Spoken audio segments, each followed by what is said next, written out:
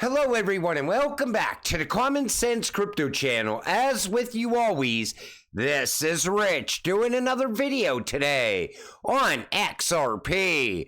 So I hope you're all having a wonderful day today wherever you are in this great world. We're going to talk about XRP. I'm going to start with this. Former takeaway employee convicted in £2 billion cryptocurrency fraud. A former takeaway worker has been convicted in groundbreaking money laundering case after being linked to cryptocurrency wallets worth over £2 billion. Wen's dramatic rise from a modest living situation to involvement in an elaborate financial crime highlights the complexities of cryptocurrency and law enforcement efforts to combat its misuse. You ever take notice? These are the stories that will reach the front page of the papers and all over the mainstream media news because they want the normies, the people outside of crypto, to think that crypto is only used in crimes. Even when you talk to people now about crypto, they always say, well, isn't it used for money laundering and drug dealing?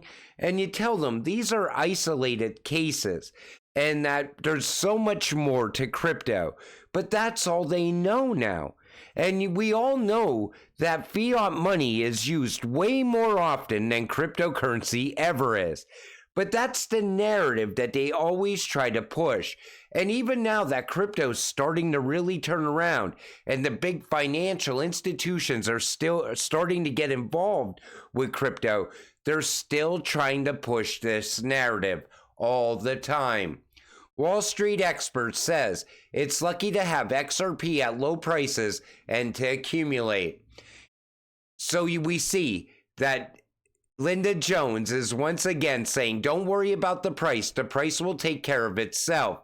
Expanding on her point, Jones drew attention to the XRP-based private ledgers banks utilize. She claimed that around 400 banks have contacted Ripple to utilize XRP for cross-border transactions potentially. And you know, we are at a lucky time right now. We beat everybody to crypto.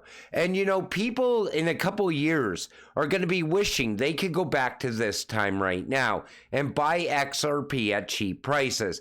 You know, everybody looks at the price and they always complain and bitch and moan.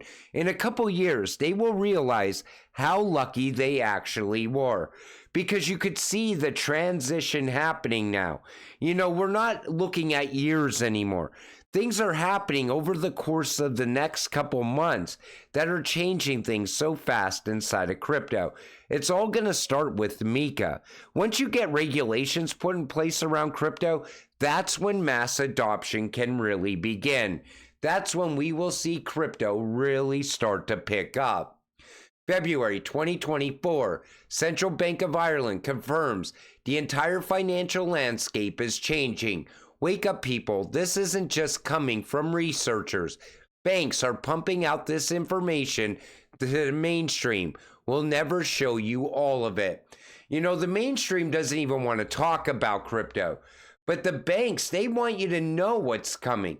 You see, trends and demographics, changes to our climate, technological innovations such as AI, together with rapid digitalization and social media growth, are all affecting individuals, communities, the real economy, and the financial sector.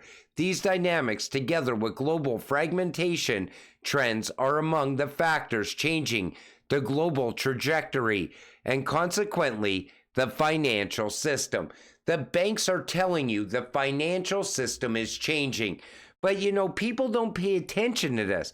They're too focused on the price. Most people right now are so distracted by Bitcoin. Some people are distracted by meme coins because everybody's chasing that get-rich-quick scheme. What is Bitcoin honestly going to give you in this next run-up? A 2, 3x? XRP can easily give you a 20, 30, 40x from where it sits right now. People are still saying a $27 XRP is going to happen. I see it every single day on X. You got to pay attention to the much bigger picture, though. Two more mentions in a crypto supercycle that coincides with the tech supercycle. sentiments caused by abnormal institutional adoption. So right now, they're saying a potential super cycle could happen for crypto, but they're also saying a tech super cycle is happening at the same time. What I see going on is we're going to have a massive run up on crypto. But now that institutions are getting involved at the same time, we could start to see a little bit of utility push the price of these cryptocurrencies in the short term. Look at tokenization alone. That's starting to pick up now. You see it talked about everywhere now. I remember a couple years ago, you would hear a mention of tokenization here and there. Now it's literally everywhere. All that value is going to end up on these networks. It's going to push the price of these cryptocurrencies. Then ISO is also going to start to play a factor along the way. How big of a factor early on? Nobody really knows yet, but it's going to play a major factor over time. Cross-border payments. Everybody's talking about that right now. The big focus is real-time payments because they're starting to realize that's what everybody wants. Public service announcement from Ripple and the United States Faster Payments Council. Take a listen. Hello, everyone. I'm Pat Thielen. I'm the Vice President of Global Account Management at Ripple. We truly believe that there is an Internet of Value coming, much like the Internet provided with communications and email in the 90s and through the beginning of the millennium. Today, the payment system is advancing. And unlike a lot of the other crypto players in Ripple's space, we truly believe that the revolution is going to occur from within. So the ecosystem that the U.S. Faster Payments Council has put together will be those players that will make sure we advance the industry. The working groups that are coming out, it's the cross-border, the QR, the directory model. These are really opportunities to take that user experience, the interoperability that has been designed in the other initiatives, and really apply it to real-world problems. Many countries have leapfrogged the U.S. in real-time payments, so this is a real opportunity for us to leverage a body like this. The playing field is set, and you can either sit on the sidelines or suit up with U.S. Faster Payments Council and change the game. Like I said, everything is happening right now, and they're speeding up everything. You see how he said other countries leapfrog the U.S.? Now the U.S. has to play catch up. And that's why I think we're seeing things start to fast track here. And, you know, adoption's going to happen along the way. That's a given. And it's going to happen at a slow pace and then gradual, and then all of a sudden it's just going to boom. And even in the Great Reset that they're talking about of the new financial system, everybody's so focused on Bitcoin and trying to sell the narrative that Bitcoin is going to replace the US dollar, the US is going to adopt Bitcoin. A lot of people are now starting to change their tune, and they're starting to say that Bitcoin is not even going to be relevant once the new financial system is up and running. Because everybody's going to stay focused on utility-driven cryptocurrencies, and Bitcoin really has no utility. For banks to thrive in the digital era, digitizing the back office is paramount, like I've been telling you in video after video. Take a listen. What we find, and this is the case between the small and big banks as well, is bankers can't get out of their own way many times. We can't change the back office fast enough to keep up with what we need to do on the front office customer experience. So what I'll call the top of screen experience is not correlated with the behind the scenes or the below the screen back office processes. So unless you digitize the back office, the front office is never going to be in place. And that's exactly what Visa has been telling us as well. They come out with all these great apps and they try to be user-friendly, but you're still slow and it's still expensive.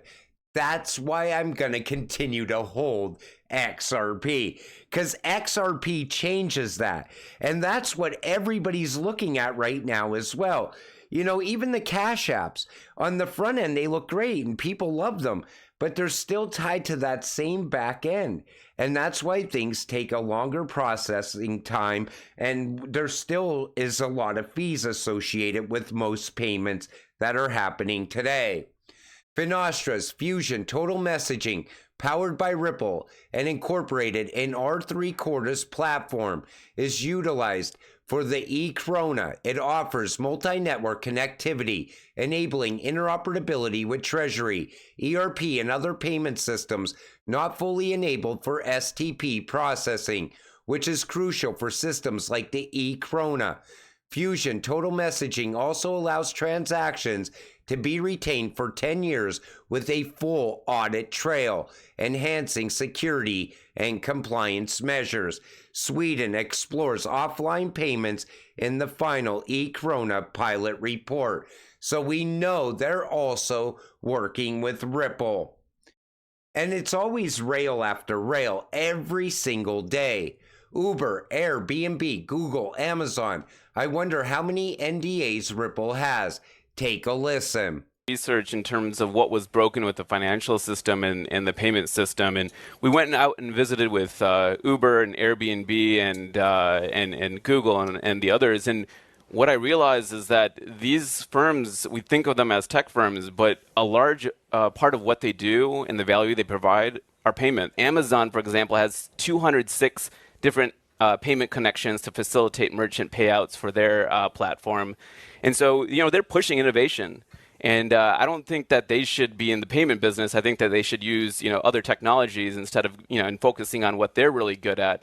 And so, their role right now has been to push innovation, and I think that's a good thing. But in the future, we're hoping that there's other solutions like the ones Ripple provides so that they don't have to get in that. Think about how Ripple can change payments inside of Uber, Airbnb, Google, even Amazon. Like he said, Amazon should stay focused on what they do and let someone else handle the payments. And we're going to see company after company push towards Ripple and XRP over time because they have the best solution for domestic payments and cross-border payments as well. Those NDAs, we don't know who they are. 1,700 plus of them, though. Could you imagine once we start to find out who they are with? That's going to be absolutely incredible. And I think that's going to happen soon after Ripple and the SEC come to settlement and the U.S. adopts crypto regulations. Once that happens, all these NDAs, we will finally realize how big Ripple actually is. Right now, we're still speculating, and we're only seeing the tip of the iceberg. I think the iceberg is so much bigger. And I thought this was a great post. This train is bound for glory, and you see the XRP logo. You're either on the train at this point, or you're just going to get left behind. So many people are going to come into this space, and I stress that, because you haven't even seen how great this is actually going to be over the course of the next couple months, unless you were here in 2017. I came in after that massive run-up for XRP when it achieved a new all-time high. I soon after bought my XRP. I regret it not getting in just a few months sooner, because I would have got to experience that 2017 run. 2021 was great, but we didn't achieve a new all-time high. There was a lot of excitement, though. This time, it's going to be so much different. Plus, now that we're starting to see institutional adoption happen, a lot of people said to me, come on, Rich, 2 more years until XRP runs up? No, XRP is absolutely going to run up, but I don't think we're going to see its full potential until another probably 24 months.